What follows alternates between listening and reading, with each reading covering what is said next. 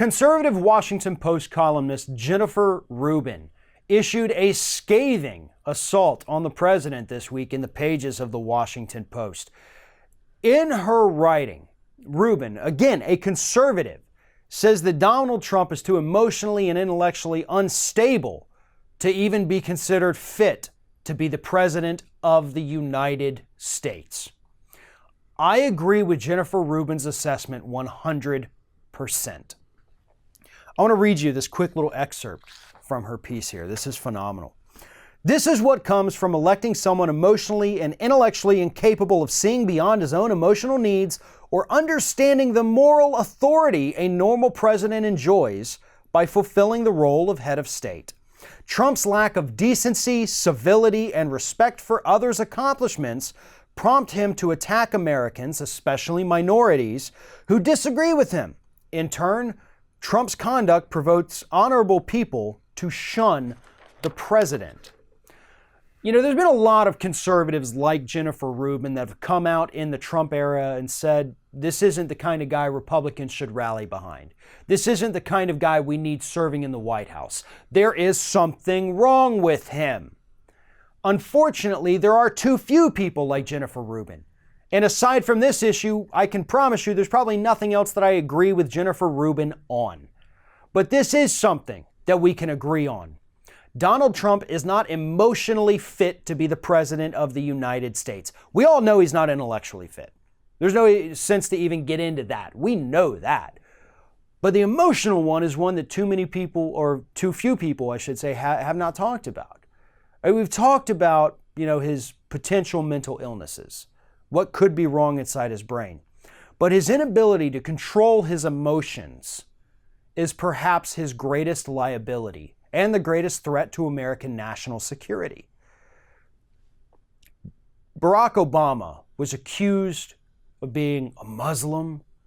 He was accused of being a foreign-born illegal alien from Kenya.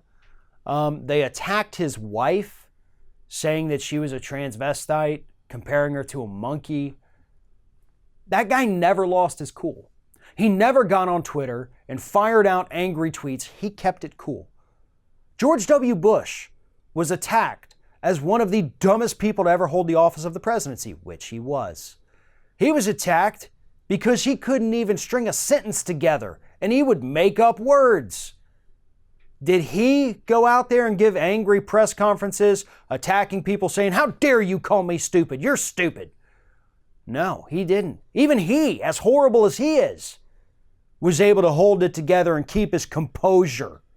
Yeah, sometimes he acted very juvenile and immature up there at the podium, but not towards the people mocking him. And that's the difference. Trump can't take the criticism. He takes everything personally and everything seriously, even when sometimes you gotta let it roll off the back. Which is one of the reasons I don't like to read comments on Twitter, Facebook, or YouTube, but I do it. And I don't lose my cool. I don't fly off the handle. You gotta let it go. But that's something Trump's not capable of doing. And it's bad enough, when it's a reporter writing something unpopular about Trump, somebody saying something that's true but not flattering. But it's an entirely other thing when you have a man who has to deal with world leaders who clearly don't like him and deal with other countries who protest him. It is that emotional instability of the president combined with that global hatred of him that could get the United States into some kind of catastrophe, because Donald Trump doesn't have the emotional stability to rein himself in and let these protests or these attacks on him roll off his back. If somebody attacks him, he will attack back, factual or not. And that's what makes him so dangerous. He is easily provoked. And really anyone that wanted to start a fight with this man knows how to do it. They know how to push his buttons. He's easily readable. And that's why he's so dangerous.